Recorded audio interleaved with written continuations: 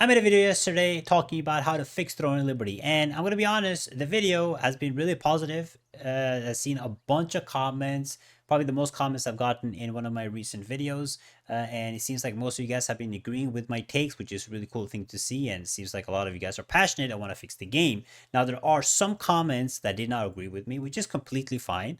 You guys said that you agree on some of this, but certain things you don't agree on. And I saw the comments that were very similar on the same topic, and I want to address it in this video to kind of explain my reasoning behind those comments that or those changes that you guys would not like to see in the game. And obviously, these are comments that some people already agree with my take on, but there are always some people that don't completely understand what I'm saying or don't completely agree with my perspective. So let's just jump into it and see what these comments were. So the first thing that I want to take a look at is the comment that somebody made about this. To the content creator, what's the point of being a new player to a game that gives you everything at the start? If the game is made to be so easy and even more simply, that the likelihood of the new players sticking around and the older players sticking around will go down even more. Now, this comment, I saw several comments regarding this because I said that there should be some catch-up mechanics to the game to help new players get into the game faster. Now, you guys have to remember a few things. This is not like a battle royale game or an arcade game or any type of game like that. It's an MMORPG, which means it has a progression path. You start with nothing and then you earn your way to progression, and then the game will introduce new and new updates so you can get better and better gear, right? So it's like a progressive barrier for a player. Now, what I'm saying, I never said that you should get everything. That's not how this MMO works. You have to grind for it. Obviously, you have to work your way through it. But at the end of the day, the only way an MMORPG is alive is if it has players. That's the whole point of an MMORPG. You're a multiplayer online game. You play with others. You join guilds. You join communities. All that stuff. And without the players, the game dies. And realistically, the most amount of players are casual players, and the biggest problem MMORPGs have is to get new players into the game. If there's no new players coming into the game will die when people are quitting, right? So the whole point of this is how can you make it easier for casual and new players to play the game?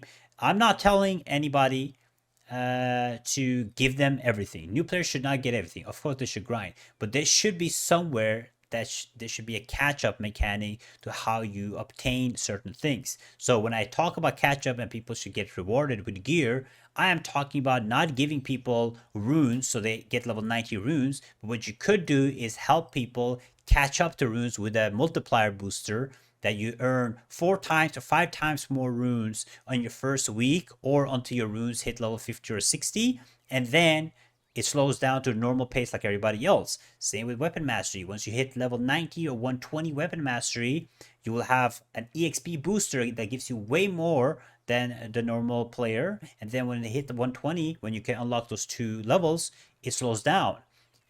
Same with the gear. It will help you get to close to 5k combat power so you can actually start entering the normal raid, and then it stops. And you guys are probably thinking, but that's a lot. No, it's not a lot. Going from 120 mastery, I'm 172 now, so I know how much levels it requires. Right? Let's use this as an example. The spear, right? Very little required to 95, but once you hit like 150 or whatever, it goes so slow. I think from 180 to 200, it's actually the same as 0 to 180. Somebody can probably check this, but it's like something similar. So the hardest grind actually begins when you hit 150, right?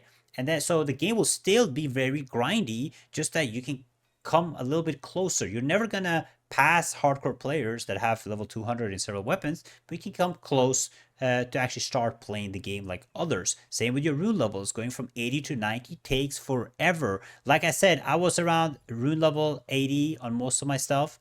I finished all of my seasonal dimensional trials, got all of these chests. My runes didn't go up to 90, right? They're still stuck around like 80, 83. So the grind is still a lot. It's just that you catch up a little bit faster so people can do content. Because as a new player, and I saw this in the comment section too, if you're a new player, you try to do dungeon, you try to do trials or whatever, you get kicked out. You try to do it right, you get kicked out. People don't want you if you have bad rune levels. People look at your rune levels. When people are recruiting in here, right? When people are recruiting, they check your weapons. Oh, this guy has level 60 rune levels. Okay, this okay. Guy has level 40 rune levels. I'm not inviting this guy. If people are hiding weapon, I'm not inviting him, right? He has bad gear. He doesn't have a good PvE gear. I'm not inviting him. So it's just so new players can actually get invited to stuff so they actually enjoy the game, and that way they can grind their way to max stuff. Just because people get rewarded early on doesn't mean the game that it won't be grindy at the end of the day, right? It's just to introduce new players to the game. That's the whole point of the suggestion of that you should help new players, boost them up a little bit, so if we have people to play with. Because if people don't come into the game and they just quit, which a lot of people said in the comments they did because they got gatekept, they're gonna quit. So that's the whole point of with that. The second big thing that some people did talk about was my comment about raids and the trash mobs. The only thing I disagree with is the trash on the raids. No matter what MMO, there's always been trash mobs leading to the boss. Now, what I said, and I'm going to repeat it again, is that in dungeons, co-op dungeons, in trials, stuff like that, open world dungeons, snuff trash, there's snuff mobs. When you do raid, and I don't know, you guys probably have set teams you do raid with. I don't. I do with pugs, right? When you're doing a raid with pugs, you don't know what your team is. You can spend a lot of time clearing the trash. You get to the boss, and then what happens when you get to the boss is you find out this team cannot complete it. You leave the team. You have to do the whole trash cleaning again, over and over again, and it's really bad for new player experience. And a raid in most big MMORPGs, when a raid is you fight a raid boss, so you fight a mini boss and then you fight the raid boss. Dungeons are made for mobs and trash mobs. In this game, there is no point. I've cleared this like every single week. It's been like 1.5 months.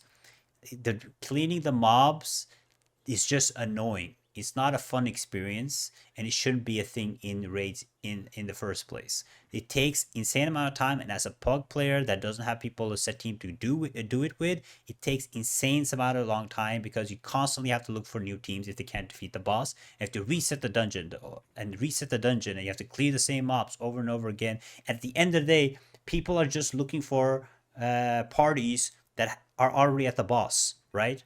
They don't want to go through all the trash mobs over and over again. So adding trash, I'm not saying remove mobs from the game in the first place. I'm saying remove them from the raid content only. And if you want to have some kind of trash mobs or bosses, you can have elite bosses or a small group of trash mobs together, which you have to defeat to gain the buff. But if you just don't want to do the boss without the buff, you can go straight to the boss. That's how what a raid should be. It's not a dungeon, it's a raid content. You're there to defeat a big boss, not to clean trash for hours, right? Over and over again. So that's why I think the trash should not be a thing at all. And most of you guys did agree with me, but there were some comments talking about this. Next up, I want to talk about is weapon mastery. Let's put it over here so you guys can see. Agree with most, hard to disagree with weapon mastery. In fact, they made it too easy with all the battle pass plus event foods. If you play the game, you don't need to be hardcore to hit 200 on your main weapon. You just need to buy mastery report book and eat golden apple food each time you burn abyss. I hope they introduce more mastery levels and specializations because I maxed on 3 weapons for months now. You also missed the most important issue with the heroic weapons. It's not the traits that cost to swap passives. Traits have never been swappable with any tier. If it's the passive that makes heroic concept cool, and no one is paying 400 lucents per swap. First thing we got to talk about is this weapon mastery. Weapon mastery, getting to a certain level like 150, 130 is not hard. It's the levels after, and the main boring thing about weapon mastery is the boring content. You have to sit in open world dungeons and you have to go there and you have to grind for 30 minutes with a team or 1 hour to get rid of your token. You have to do this continuously and it just gets slower and slower and slower. Just because you are able to hit 200 doesn't mean people hit 200 even with the new battle passes. I have the new battle pass. I have this maxed out. I don't have weapons level 200, and I played insane amount of hours on this game before. Of course, now you guys have probably seen that I haven't been doing my abyss tokens, but that doesn't mean I haven't been playing this game hours every day, try to get my levels to 20, which I did, and then maybe not 20, maybe it was like 18 or 19, but whatever it is, it does take insane amount of time, and it's not fair. At least now we have options to swap levels, but what I'm saying is from 170 to 180, it should be much easier to get to 170 and 180, and then after it can still be really grindy, right? I don't mind. I'm not talking about this from my perspective. I don't care to get it to 200. I'm talking about this from a perspective as a new player, or from a perspective of a player that want to swap weapons, or place more weapons. They should have the option to get to 150 or 140 or 130 pretty fast. And it has gotten better with the new battle pass and stuff, but the boring content they have to do, the open world dungeons, is not good enough, and it has to change in some type of way. And the second point that you made, you missed the most important issue with the heroic weapons. It is the traits, it is not the swap. Okay, swapping passives, it's not like you're raining passives from other weapons. You have to actually get those weapons and then swap your passives. And you again, there should be a way to swap it probably easier. But the trait is the biggest issue, because at the end of the day, for PvP, you need PvP traits. For PvE, you need PvE traits. However, you can only equip one heroic weapon, so you should have the option to swap traits. I think most of you guys agree with me. I think this was the only comment that disagreed with the traits. It was mainly like the weapon mastery stuff that I want to cover here. And then we have next question, which is weapon swapping. Weapon swapping, in my opinion, has been the biggest issue in most weapon games that use several weapons and not have a class system. I don't agree with your view over weapons, Pepe. You sound like you want to make it too easy. I do want to make it too easy. You should have the option to swap weapons, because right now the only ones that are sitting on several kind of specs and gear are whales, because casual free-to-play players cannot do it. Yes, there are ways to swap it, right? You can swap. There are ways to like swap your weapons with skill swaps and stuff like that, but the gear becomes a problem, especially when you need good gear. Even though you can get bad builds for each of the classes, you're not going to be useful, because you need to have that set of gear, and the usual set that is BIS for each class is expensive. The traits for those classes are expensive. They don't make it easy for you to get those builds unless you're spending a bunch of loose end, which makes it pay to win. That's the biggest problem that I have with swapping. I should be able, if I want to change to healer right now. There is a struggle. There's barely any healers in the game, or tanks. People don't play those classes. Everybody want to play DPS. If I want to swap to a healer, it should be an easier process for me. You know, I should be able to click a few buttons and I should be able to swap to that class. Or just make a class system. Like, it is very pay to win. Everybody knows that having more than one weapon requires a lot of loose end. So yes, I do think that it should be much easier. Or don't run a class system in the first place. If you don't want people to try different weapons, why do you have a weapon system? It's obviously meant for people that can pay to win and have whales. Yes, skill swap system makes it easier. Yes, the swap mastery does make it easier, but at the end of the day, it's the gear that is expensive, right? Suddenly you need to get, if you want to compete with a better gear, you need to get an arc boss weapon. You need to trade your new gear. Yes, you can't cheese it like this guy and use the same sets for certain weapons, but at the end of the day, that is not BIS. That is not viable. You will not get far if you face people with the proper sets, right? Because that's just how it is, and it's extremely pay to win. And then I think that was the most of it. I think there was one more comment. Let me see. One more comment here. What is this? I look old? Nah, bro, that's crazy. Nah, that's crazy. And then one more thing that I forgot to mention. There was, I mean, I could have made a video talking about fixing Throne of Liberty, and I could make like an hour video, but that was my main changes. But one more thing that I wanted to mention that I completely forgot is rune presets. And I saw a lot of people were talking about rune presets too. There should be rune presets. But at the end of the day, the things that I talk about in my video when I give suggestions, it's not what I want to see, right?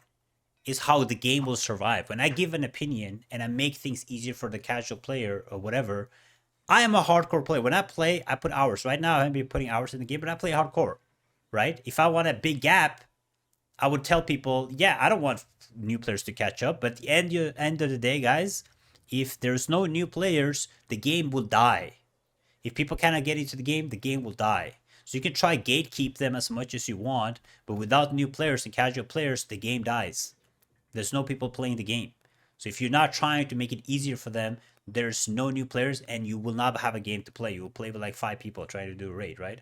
So when I give suggestions, I try to think of everybody, like both the hardcore players, both the casual players, and how the game can survive. I'm not going out of full bias opinion that I want. In my opinion, if I could, I'd be like, yeah, I play this type of way. I like to do more raiding. There should be just raids happening. There should be that shot. No, that's not what I do. I try to be objective when I give my opinions and try to make changes for the game and not for myself. So hopefully that gave you guys a little bit more explanation on some of the topics, but I think most of you guys were agreeing with this the stuff that I talked about in my first video. But thank you so much for watching. Let me know. Thank you for all the memberships. Make sure you guys give a like to the video. I usually don't say that. Check us here right here, and I'll see you guys next time. Bye bye.